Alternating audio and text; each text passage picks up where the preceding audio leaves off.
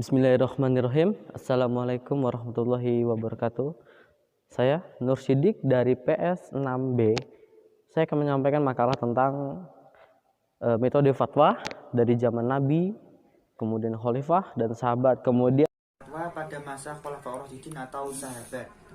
Setelah wafatnya Rasulullah pada 11 Hijriah, sahabat-sahabat besar dalam masa Khulafaur Rasyidin mencoba untuk menginterpretasikan nas-nas hukum baik dalam Al-Quran maupun hadis, yang kemudian menjadi pegangan untuk mentakwil nas-nas yang belum jelas itu. Selain itu, para sahabat besar memberikan fatwa-fatwa dalam berbagai masalah dalam kejadian sosial maupun politik yang tidak ada kejelasan dalam nas mengenai hal itu, yang kemudian itu menjadi dasar sebagai bahan untuk penelitian. Hukum Islam dapat dipahami melalui proses penalaran atau ijtihad. Sesungguhnya ijtihad merupakan tradisi keilmuan Islam yang telah dibangun oleh Rasulullah dan diwariskan keilmuannya kepada sahabat, tabi'in, ulama dan cendekiawan muslim hingga sekarang. Dalam perkembangannya, masing-masing memiliki corak dan dinamika tertentu, sehingga hukum Islam dan beserta konsep-konsepnya akan semakin kokoh dan mantap mengikuti perkembangan zaman dan evolusi manusia. Para sahabat melakukan penelaahan terhadap Al-Quran dan Sunnah dalam menyelesaikan suatu kasus apabila tidak didapatkan dalam Al-Quran dan Sunnah. Mereka melakukan ijtihad. Ijtihad dalam penyelesaian kasus disebut fatwa, yaitu suatu pendapat yang muncul karena adanya peristiwa yang terjadi. Dengan dimulainya ijtihad oleh para sahabat, permasalahan-permasalahan kontemporer umat dapat terselesaikan dengan bijak dan benar. fatwa tentang metode fatwa di zaman kontemporer, itu di zaman sekarang. Nah, di zaman fatwa di kontemporer kita mengenal sosok Yusuf Al-Qaradawi. Nah, beliau ini siapakah?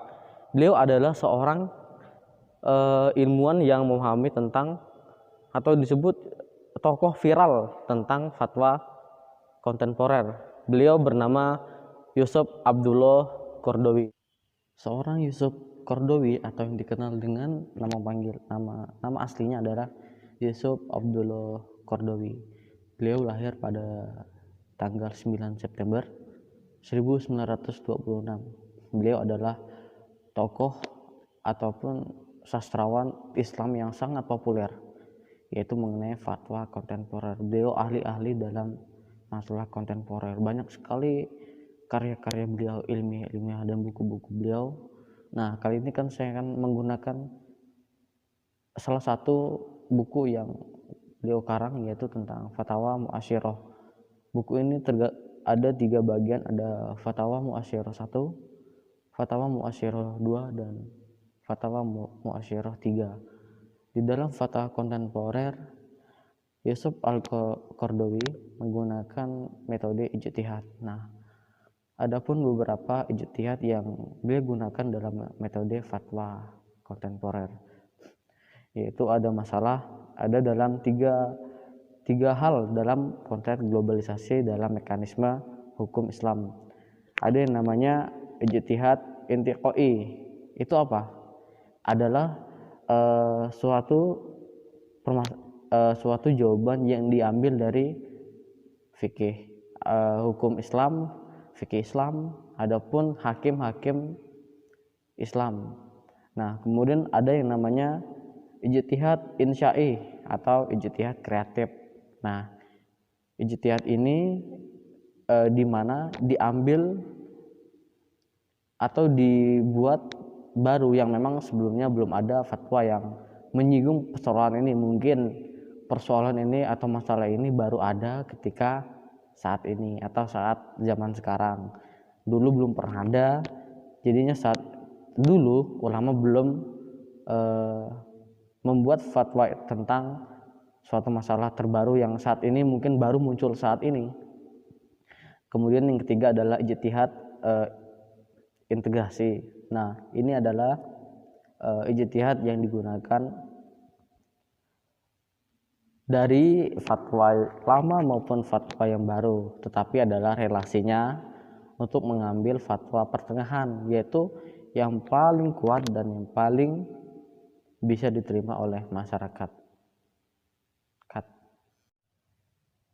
Nah, kemudian ada aktualisasi dari metode ijtihad yang digunakan Yusuf Abdullah Qaradawi. Nah, salah satunya adalah masalah bidang ibadah.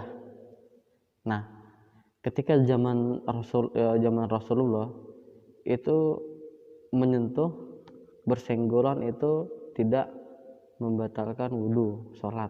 Nah, tapi ketika zaman sekarang itu perubahan antara yang tadi hukumnya mubah boleh dan sekarang membatalkan wudhu atau tidak boleh sekalipun. Karena apa? Ini adalah suatu perkembangan zaman, apalagi ini dipakai oleh Imam Syafi'i, ya kan. Nah, Imam Syafi'i ketika laki-laki dan perempuan bersenggolan atau saling bersentuhan itu adalah membatalkan wudhu, dan yang bukan muhrimnya itu dilarang bersalaman seperti apa yang diajarkan Rasulullah. Nah, kemudian ada di bidang muamalat. Jadi di bidang muamalat ini saya menggunakan jual beli murabahah. Nah, di akad ini di zaman dulu adalah nggak ada yang namanya murabahah. Bahkan lawan dari murabahah jual beli adalah riba. Di zaman dulu banyak sekali transaksi yang menggunakan riba. Dulu ketika belum ada murabahah, ada yang namanya seseorang, contohnya adalah seseorang yang kemudian menginginkan suatu barang tetapi belum ada uang. Nah, kemudian seseorang ini menyuruh orang lain untuk membelikan barang yang dia inginkan dengan memberikan keuntungan.